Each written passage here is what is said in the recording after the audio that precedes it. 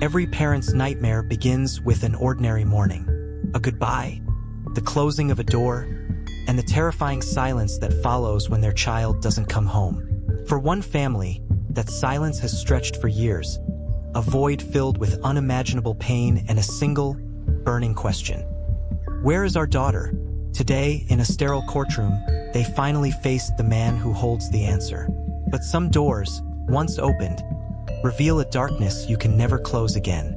The Hall of Justice in San Jose was the stage for a long-awaited conclusion.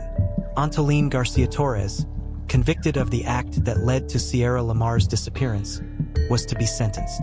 The air was thick with a tension that had been building for over a decade. This wasn't just about a verdict.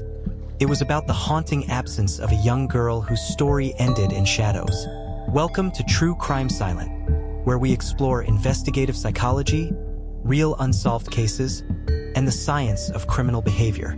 Please subscribe, comment, and share. The proceedings began not with a bang, but with the dry, legalistic rustle of paper, a final, desperate motion from the defense. It was a last-gasp attempt to request a new trial, a technicality that felt grotesquely out of place in a room so saturated with human suffering.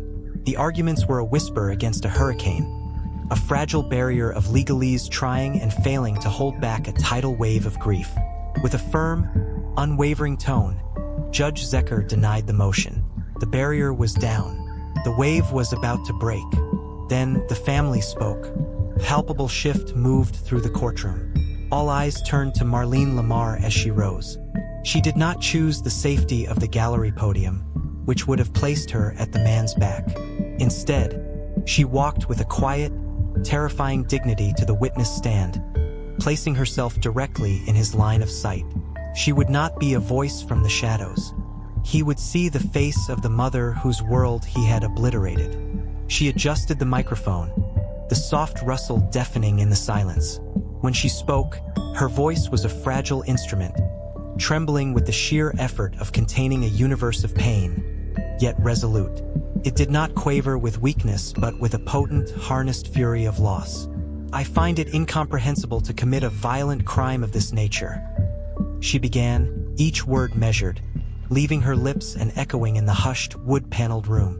They were not just words. They were stones dropped into a still pond, and the ripples were the silent sobs of every listener. You have robbed Sierra of what God had planned for her future, her laughter, her life, but you have not robbed her of our love. Her eyes locked onto him, not with pleading, but with a command. You still have a choice. You can choose to repent. You can choose to end this. Tell us where she is.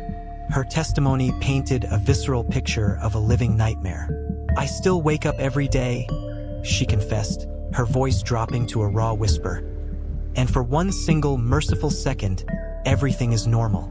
Then it hits me. It's not a dream. This is reality.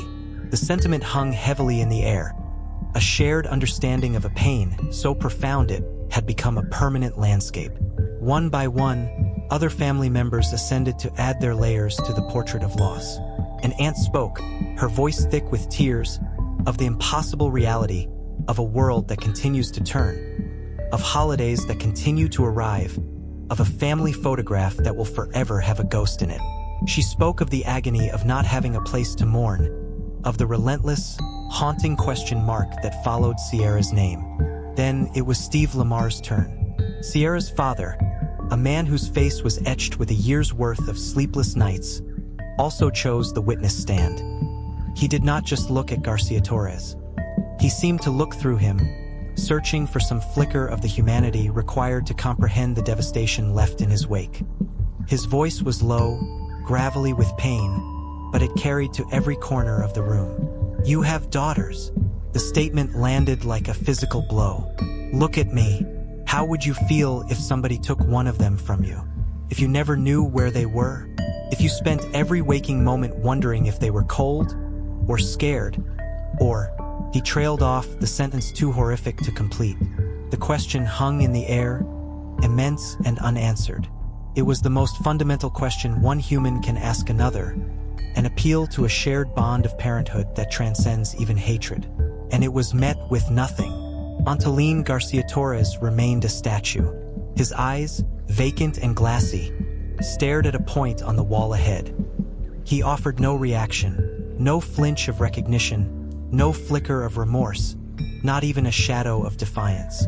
It was a void, a profound and terrifying emptiness where a soul should have been. He was a man physically present but utterly, horrifically absent, leaving the family's words to echo into a chilling and bottomless silence. But the true horror of the case lay in the chilling details revealed by the prosecutor. Sierra wasn't taken for her possessions. Her purse, even her lunch money, was found untouched. This was never about robbery. The prosecutor then revealed the most disturbing fact. During initial questioning, Garcia-Torres was the only one to bring up anything of an intimate nature, offering an unsolicited, graphic story about his habits. He claimed his genetic material must have been transferred accidentally from a tissue he'd discarded. Convenient, monstrous lie. The investigators had never suggested such a thing was found. He volunteered it. He painted the picture himself. The judge saw through it.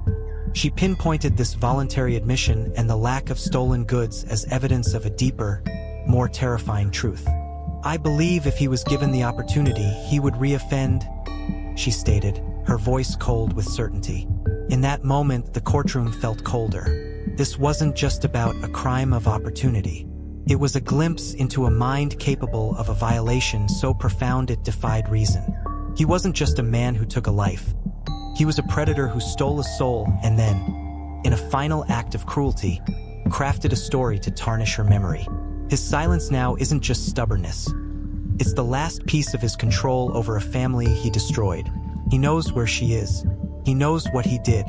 And he will take the full, horrific truth with him into his cell.